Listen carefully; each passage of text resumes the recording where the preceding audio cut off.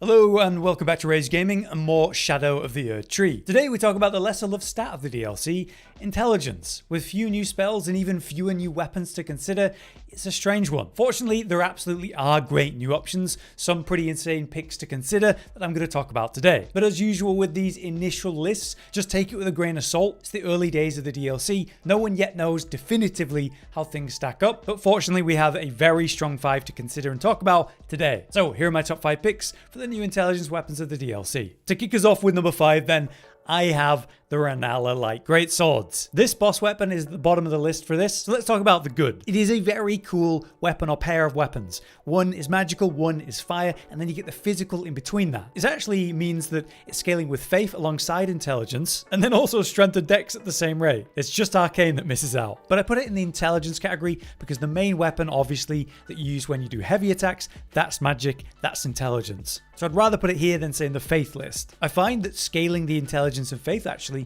you get more value out of these weapons than worrying about the physical side of things. And especially if an enemy's weak to, magic or fire, they come in handy, that's for sure. The light attack combos of the light greatsword though, these are where it shines the most, using both blades, thrusting, good range, and even spinning in horizontal swings. It's a solid moveset. I find with the light greatswords though, that mixing heavy and lights is often great, kind of weaving in this dancing fighting style. But that's a bit awkward when you've got two of them, and then when you use the heavy, you only use one of them. Still, for quick punishes, it is good, but what you really want to be doing, obviously, is the Ash of War, going into that stance. For light attack, you get the magic arcs, which in concept is awesome. A 5-hit combo for lots of magic damage and maybe poke or even punish in a boss fight from range. The issue is the 5-hit combo is too slow for the damage that's offered. The damage itself is not worth the full combo pretty much ever, and you're provided with no protection in terms of poise when trying to use it, so you'll be interrupted easily. What I'd like if I could get like the first 2 swings out super quick, so I could do a quick mid-range punish and then get out of the combo to avoid the next attack. Or I'd like the damage to be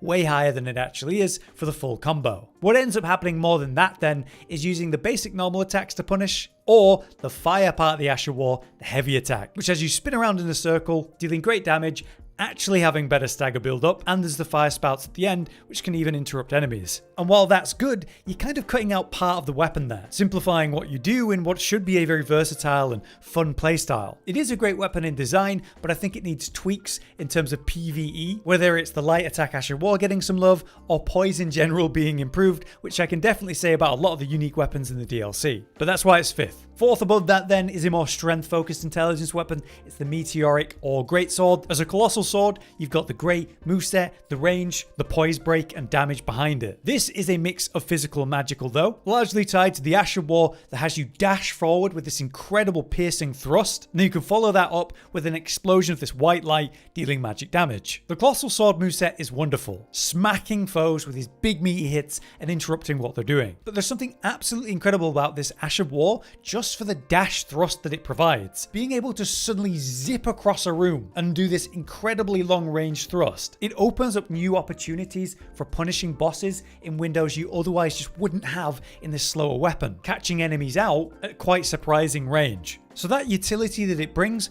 really raises my view of the weapon, which outside of that is just a solid colossal sword. Fortunately, because it is a mix of magic and physical, you can scale the magic side of things pretty damn well, and thereby doing so enhance its damage to be more relevant. It's not the most bursty thing, it's not the most broken thing, but it is in a good place, and so I just really like this weapon. Above that though, we have a katana, the starlined sword, which is kind of a controversial weapon. It is just a katana, right? So katana moveset, you've got that base bleed, that is solid always. As a mix of physical magic, again, you can boost the damage of this in many ways, like putting a Terra Magica rune down and playing on that. The Ash of War is where, everything comes from again here. It's this big combo. It's quite agile. There are many swings involved, so you could go successive hits with it. Towards the end of the combo though, you leap up, zipping out of existence and slamming down for this big hit. If you can chain this combo together, the damage is seriously respectable. Get 2 of these off and it's absolutely devastating. But just like I said with Rellanas, there is no poise protection with this. You must time the combo correctly, that way you're actually able to get the thing off and enjoy the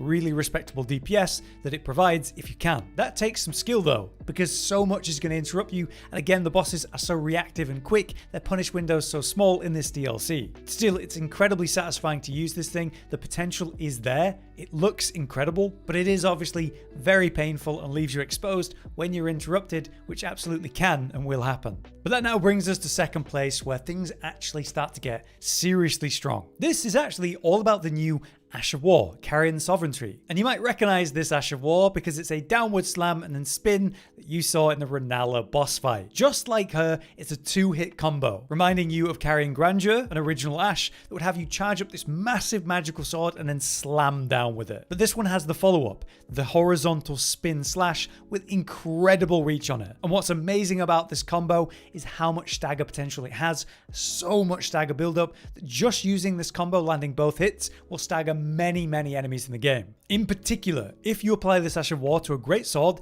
a magic greatsword in particular obviously, you get really good hyper armor poise protection while you're using it, so you can trade to land it if you want to. The range of it though is great. You can go for it at a medium range as the boss or enemy walks into it.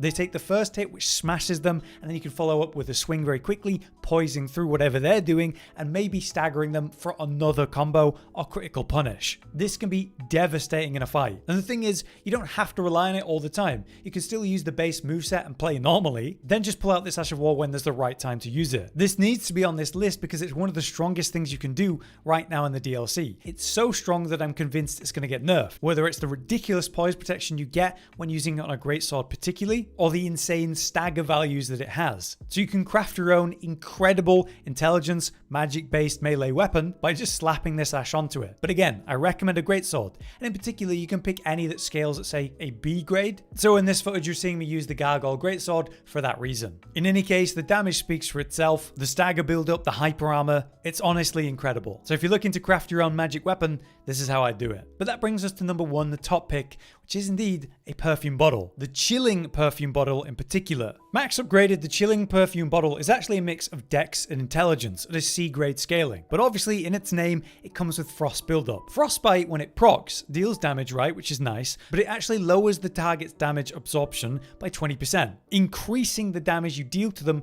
while they're afflicted for a little while. 30 seconds is more than long enough to destroy a boss. And I think everyone's aware at this point of how ridiculously effective perfume bottles are if you can apply the Rolling Sparks Ash of War to them, a unique Ash of War for perfume bottles. Perfume bottles spread out their ticks of damage around you. The light attack combos make it like an X in front of you. When you use a heavy, you spin around and spread them out. It's great, it's fun, it's cool. But if you could harness all of those perfume explosions into one spot, you take their good damage and make it ridiculous, comical. And that is what the Ash of War Rolling Sparks does. You intentionally aim at the floor and it puts them all into one small space. You place that under a target like a boss and watch them blow up. Everyone knows about the lightning version because that's very popular, but you need to not sleep on the chilling version because it's very comparable and there are actually things you could argue for with this one in particular. Specifically the frostbite and the debuff that they take to make them take more damage. I would also argue that this is simply broken because of the Ash of War that's causing this, and I strongly suspect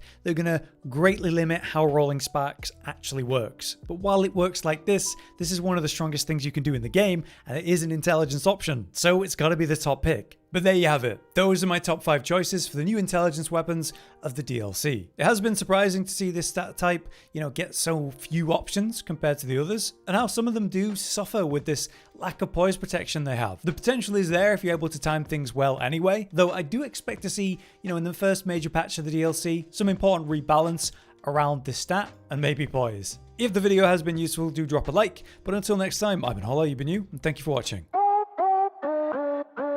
Josh, Cotton, and Hollow with the videos, dropping the humor like a hammer on your tippy toes, bringing entertainment on a daily arrangement to take our insanity and turn it into entertainment. Yes, I said entertainment twice, to reiterate that it is nice to look into your faces on a mostly daily basis when you let us in your homes to make the whole world a stage. Goodbye.